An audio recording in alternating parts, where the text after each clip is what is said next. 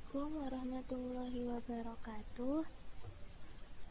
Saya Naila Rusdiana dengan NIM 43040020098 ingin mempresentasikan hasil observasi penelitian yang berjudul Balkis, penghafal Al-Quran Cilik.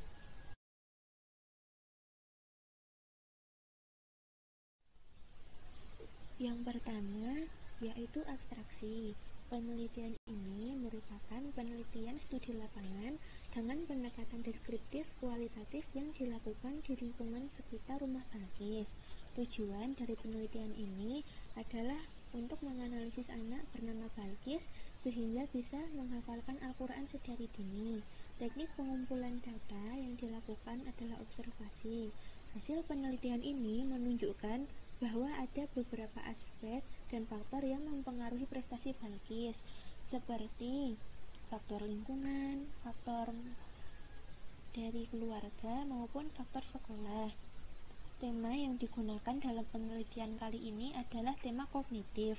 Hal ini disesuaikan dengan penelitian yang merujuk pada teori kognitif Jean Piaget, meskipun akan dikaitkan pula dengan teori sosiokultural Lev Vygotsky maupun teori Erik H. Erikson tentang prinsip epigenetik.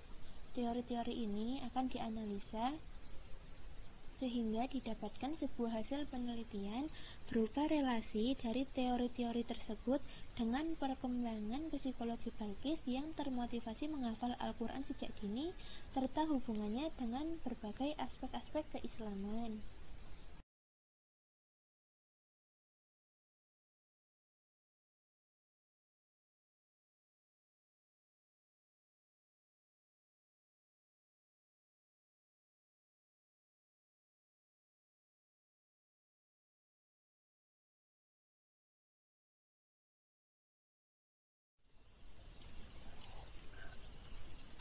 Sebelum memasuki penjelasan hasil observasi, saya ingin menjelaskan tentang teori-teori perkembangan yang digunakan dalam penelitian kali ini.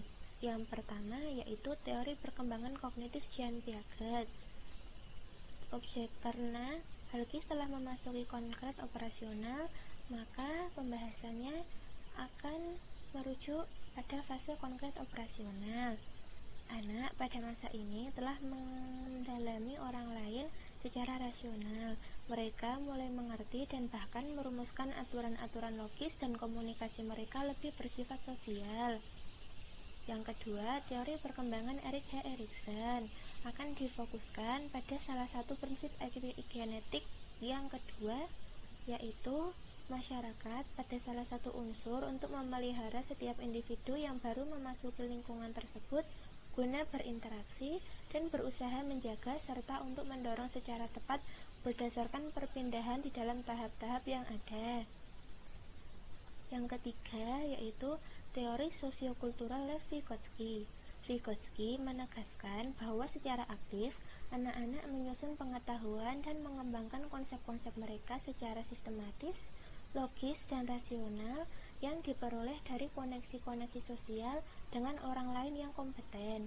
Jadi, orang lain dan bahasa memegang peranan penting dalam perkembangan kognitif anak.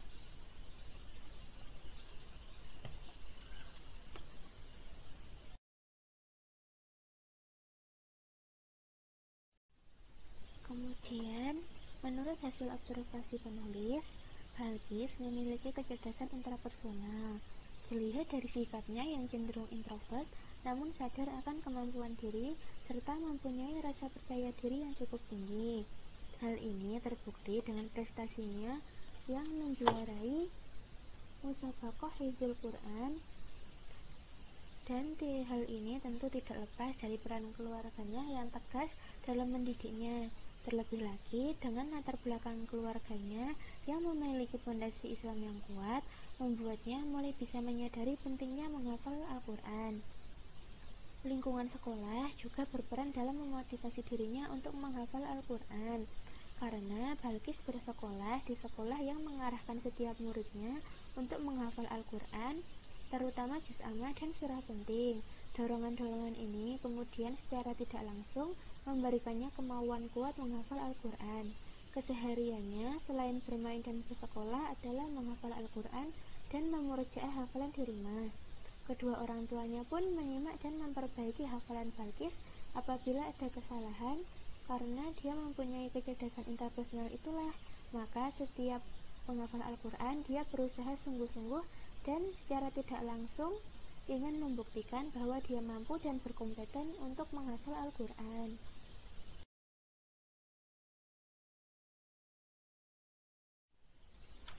Relasi antara hasil observasi dan teori. Di umurnya yang sekarang, Balqis telah memasuki fase konkret operasional, yang berarti sudah bisa berpikir logis, berkomunikasi secara sosial, mengenali banyak hal secara logis, serta beradaptasi dengan lingkungan.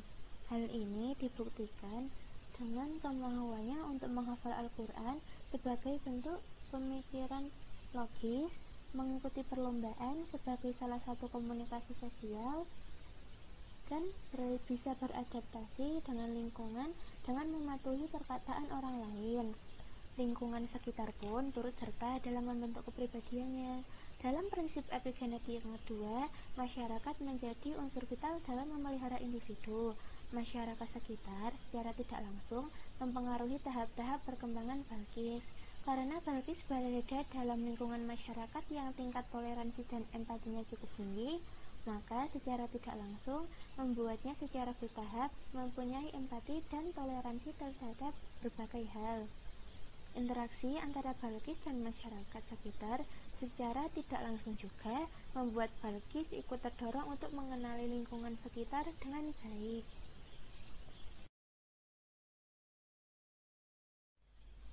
Relasi antara hasil observasi dan teori yang lain yaitu koneksi sosial antara Balqis dan lingkungan sosial inilah yang membantu Balqis dalam perkembangan kognitifnya. Dalam lingkungan keluarga, dia mendapat dorongan untuk mengekspresikan diri dengan baik. Di lingkungan sekitar tempat tinggal terjadi interaksi baik pula antara satu sama lain. Sementara di sekolah, Balqis juga berinteraksi dengan guru-guru yang membimbing dan memberi pengajaran tentang berbagai hal, juga interaksi dengan teman sepermainannya.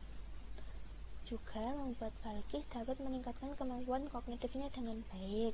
Hal ini sesuai dengan teori sosiokultur milik Lev Vygotsky, di mana orang-orang yang berkompeten mempengaruhi perkembangan kognitif dari seorang anak.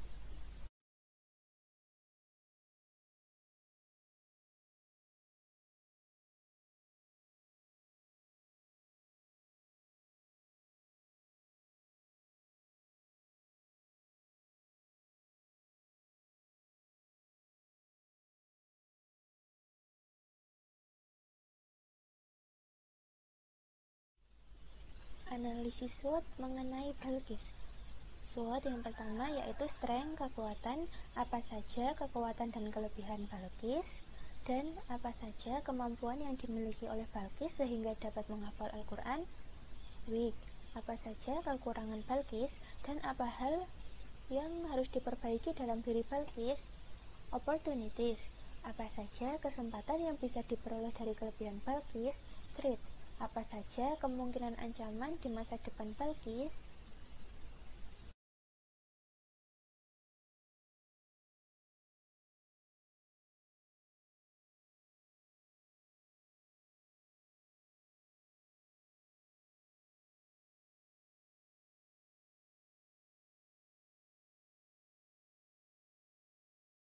Penjelasan mengenai analisis SWOT. Strength yaitu yang pertama, kekuatan Balqis terletak pada daya ingat yang kuat, berkemauan keras, cerdas, serta mempunyai kepercayaan diri yang cukup tinggi, dan mempunyai kemampuan dalam memetakan konsep sehingga dapat menghafal Al-Quran dengan baik. Yang kedua yaitu weak.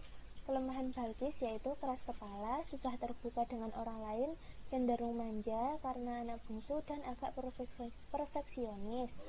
Dan hal yang harus diperbaiki dalam dirinya yaitu menjadi anak yang mandiri dan tidak terlalu bergantung kepada orang lain. Opportunities, Peluang yang dimiliki Balqis yaitu menjadi seorang hafidhah maupun bekerja di bidang yang mengutamakan kerja individu karena kecerdasan intrapersonal lebih berkemauan kuat untuk mencapai tujuan pribadi dan trip. Karena Balqis masih belum bisa benar-benar mandiri, maka ancaman di masa depannya adalah sikap manjanya dan sikap keras kepalanya.